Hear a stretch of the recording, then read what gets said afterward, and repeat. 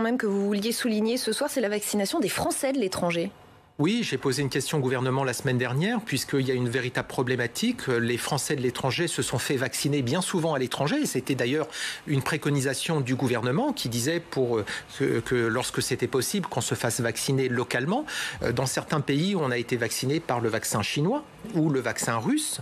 Et là, le 9 juin, donc la semaine dernière, nous avons appris que ces vaccins-là n'étaient pas reconnus par la France. Donc, c'est-à-dire que nos Français, nos compatriotes qui vont revenir en France seront considérés comme non vaccinés. Ce qui est une discrimination avec un problème, c'est que pour certains, par exemple au Chili, au Mexique, les enseignants, les professeurs qui enseignent dans les écoles françaises, on leur a dit pour pouvoir enseigner, il faut vous faire vacciner. Le seul vaccin était le vaccin chinois.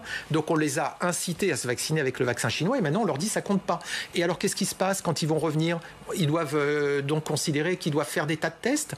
Et alors, est-ce qu'ils vont devoir se faire vacciner à nouveau par un vaccin reconnu? Vous avez eu un début de réponse ou pas? Aucune réponse. Et donc depuis maintenant plus d'une semaine, excusez-moi et merci à Public Sénat de me permettre de harceler, je l'espère, le gouvernement pour qu'on puisse avoir une réponse qui, pour tous les Français de l'étranger, est importante.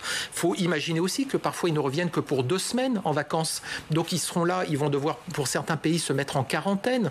Parfois, ils ne sont pas rentrés depuis plus de 18 mois. C'est vraiment devenu infernal. Donc là, maintenant, ce qu'il faut, c'est prendre en compte cela. J'ai demandé la semaine dernière à Jean-Baptiste Lemoyne de m'expliquer pourquoi en Espagne, en Grèce, puisqu'on reçoit les touristes russes ou chinois, on va accepter qu'ils puissent venir avec un vaccin donc chinois, mais nous, on les considère pas. Donc il y a un vrai sujet, il n'y a pas de réponse, et malheureusement, c'est toujours un petit peu comme ça depuis quelques temps sur ce domaine, donc on peine à nous répondre. Et puis, il faut savoir comment on va vacciner les autres, puisque on attend, il y a des pays où on n'a pas de vaccin, localement, ça ne vaccine pas encore, et là, on envoie ça au compte-gouttes, par exemple, dans certains pays comme l'Équateur, on annonce aux Français qu'il faut avoir plus de 55 ans pour être vacciné.